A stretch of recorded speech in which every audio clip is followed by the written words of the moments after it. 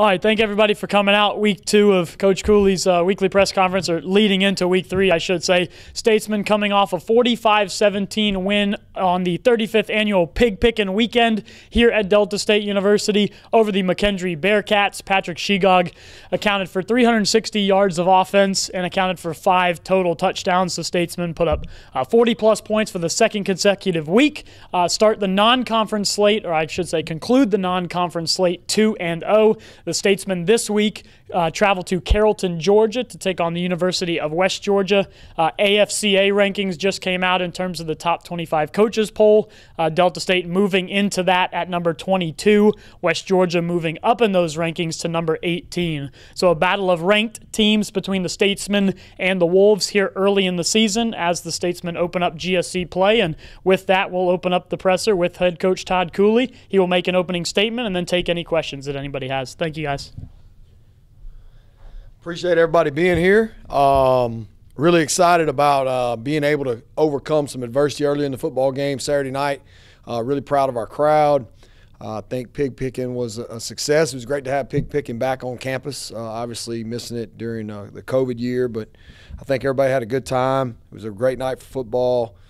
We did not start the way that we would have liked. McKendree had a lot to do with that. I think they came out with a really good plan. They were ready to play and did a really good job on us early. I was really proud of the way our young men responded. I think they played extremely hard. And from pretty much latter part of the second quarter on, I thought we played a really good football game, for 2.5 quarters there. Obviously, we've got to correct the turnover issues. Those are really bothering us right now. And we know going in the future weeks, especially this week, playing against such a good opponent, those things cannot happen if we want to have any success. So those are things that we need to work on. I thought our defense was really steady after the midway point in the second quarter and thought they played extremely well. And I was really proud of the win. So with that being said, I'll answer any questions. So this being y'all's first road game going to a Georgia conference opener. After 2 home games, is the trip up there, is this going to be kind of like, almost kind of a relief for the guys instead of having to host to go on the road and kind of think about things? I don't know. We haven't had much success there in my coaching career. They always find a way to beat us. Seems like when we're down there. But yeah, I think sometimes when you get on the road, it's sometimes easier. It is the first road trip for a lot of our guys. That was brought up earlier today in the radio show. But we'll meet it head on. We'll talk about the travel. We'll talk about our itinerary. We'll talk about what we expect. But I do think there is something to be said about getting away and kind of getting together in a hotel and thinking about nothing but football there for a little while. That sometimes helps you play a little more focused, and that's definitely what we're going to have to do this weekend. Past experience going to West Georgia, as far as the crowd and the atmosphere, what's it like? They do a good job over there. It's a beautiful stadium. Coach Dean's done a really good job. They've obviously got a really good football team, and I think they do a good job tailgating, and it's always been a good crowd. It's a enclosed type of place, at the top of that hill. You go down to the stadium. It's a beautiful facility and natural grass surface. I'm sure it'll be in great condition like it always is. They do everything first class over there. We have a lot of respect for their program. They do a good job.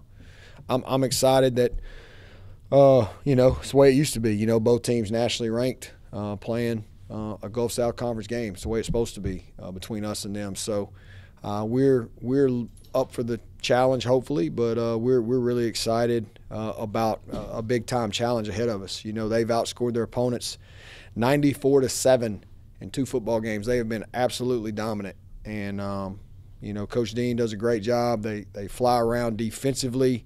They offensively, he's always scored points. They fly around defensively. Got a really good special teams.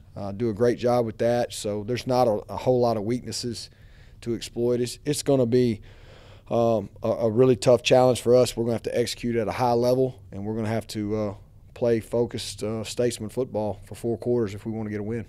What about the character of y'all's team in the early going?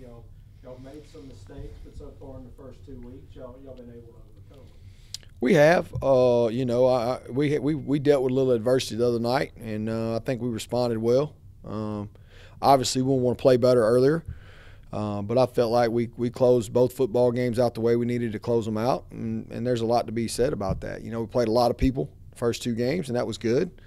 So we'll see. You know, we're going to get down to a travel list now, and won't be taking as many players, but the guys that are going to go, we're going to try to get them prepared over the next few days and get a plan together in all 3 phases that we can go be successful. But I've been pleased so far. I mean, we reached our goals. You know, we wanted to start out and win both games. We did. Now we're looking to try to go steal one here on the road, which is going to be a really tough challenge.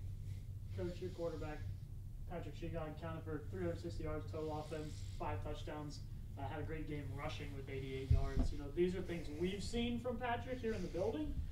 After that collarbone injury in 19, you know, I think a lot of people were wondering how he'd bounce back. Just kind of talk on how he's led your football team, and you know, from a completion percentage-wise, it wasn't his best game, but he steadied your team in that second quarter. Well, I mean, and I think he gets a bad rap. I think a lot of people think he's just a runner, you know, and that's couldn't be farther from the truth. He doesn't run it as many times as we would like for him to run it. I mean, I still did the math. He's still 63% completion percentage on the year. I mean, McKendree played press man, mustache man, as we would call it back in the day. They were mustache to mustache, getting after us a little bit, you know, and we threw some deep balls. And, you know, your completion percentage might not be as good when that happens. We missed a couple of them, but he had a lot more yards, you know. So, you know, that's part of playing man every snap. You know, somebody's band's going to be playing at the end of every play, and you know, ours played a couple times, and they were big plays for us. But, you know, I think he's done a great job. I think he's grown as a leader. He's a tremendous young man. He stays humble. He stays level-headed. You know, the thing that I think about him that I can tell you is he wants to be a winner. He wants to be a championship quarterback.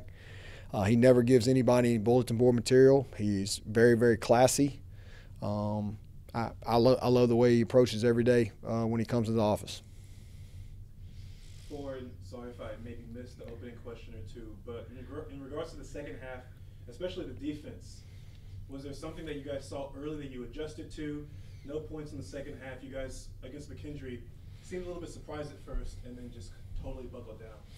Yeah, I don't know. I think it was a lot of that to do with Coach Green and his staff making some adjustments. I think it was – you know, just finally just getting back the momentum. You know, I felt like we had the momentum.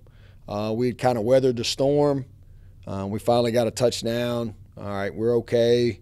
Then all of a sudden we fumbled 2 punts back-to-back. They cash in on the second one. Good for them. That was a good job by their part. And then we hit the deep ball, and I think the defense was like, we're fine. You know, we're good. And just started doing what we do. Just started getting some TFLs, started back and getting behind the chains, batting some balls down, you know, flying around to the football, some really big tackles, big hits out there during the game, which I was proud of. And I thought that was, you know, I think we made a couple. Coach Green always does a great job at halftime. I think he made some good adjustments, and that was the way it was. Coach, you had a gutsy call earlier in the game. Your team was kind of struggling to put momentum together. Fake punt that Rico Owens turned into a big gain, and your team went on to capitalize on that. In terms of your philosophy in those situations, was that hey, we're going for it all the way here? Well, I mean, we saw we had it. I believe in our players. You know, I mean, I've probably gone for it on more fourth downs than any coach in the history of this program. I don't know how many fake punts that is now for us, but we've been known to fake some punts here. We always go to play to win the game. And it wasn't so much the call, it was the way that the punt team handled the call. You know, I signaled it in. Nobody got wide-eyed. They know we practice it every day. Coach Fletcher was up in the box. I asked him once again, am I seeing this right? It's there, right? And he said, yes, we think it's there. It's there, Coach. Run it. I mean, minus 31, whatever it was, 4th and 9, I think that's the perfect time to call one. I think people that call it at the plus 40, I mean, you know, might as well have your offense out there. You know, I mean, we've been hit on those too, but I don't know, we faked them from the 20, we faked one from the 10 one time against Mississippi College. So it happens. You know, if you believe that you got it and you're going to execute, I believe in our players. They executed it. It worked. To McKendree's credit, they took back the momentum even after that. And to our credit, we capitalized. You know, we got a big run out of Rico on that thing and went down and scored, which was good. But then they capitalized back when we fumbled those punts, you know. So back and forth early, but I think, like I said, we weathered the storm and kept playing. And how do you not look ahead past West Georgia onto JSU with just keeping everyone grounded? Though the schedule's out there, they might look ahead. How do you just keep them focused in the moment? No, we're playing conference opener, man. This is Gulf South Conference football. I mean, there's no looking ahead in the Gulf South. I mean, we take it week by week around here. So there's no looking ahead. I mean, I don't know how you could look past a team that's won 2 games 94-7. I mean, if we do, I'm doing something bad as a coach, because we're going to have our hands full this week. I can promise you that. We talk about next week, but that's, I mean, I know it's out there, and you know, everybody wants, you know, but man, we've never won since I've been here in Carrollton, Georgia. So I don't think anybody's going to look ahead. They better not in this room. We got our hands full this weekend. They're the 18th in the country. They're good. You don't walk into Carson Newman and win 47-7 like they did week 1 if you're not good. They're good. And what they did to Morehouse, everybody say, well, you know, they did exactly what they were supposed to do. They won 47-0. They looked good doing it. Shut them out, which is hard to do. We got our hands full. It's gonna be a challenge. But you mentioned at the radio show that they got a new defensive coordinator. Mm-hmm. What is he doing that's making them so successful? I just think they're sound, man. They're just sound. You know, they were a heavy man coverage team in 2019. A lot of pressure, things like that. So, you know, the thing about it was, and I know, you know, Coach Dean, being an offensive guy and being just a football guy, I think he's probably more comfortable with what they're doing right now defensively, because they're sound. I mean, they were sound before. I'm not trying to say we're not sound. It's just a different philosophy, you know. And if you broke through, you know, against that defense when they're all playing man coverage, you can hit some big plays. Well, they haven't given up any big plays. You know, they're right there on top of you. They're a really good tackling team. I haven't seen them. They might have missed 2 tackles that I've counted. I mean, they just tackle you. They cover you. The ball's in front of you. They know what they're doing. They know where they're at. They play hard, and they're fast. So, yeah, it's hard to move the ball on them. You know, it really is. Everybody else good? Appreciate it. Thank y'all very much. Thanks for coming, big dog.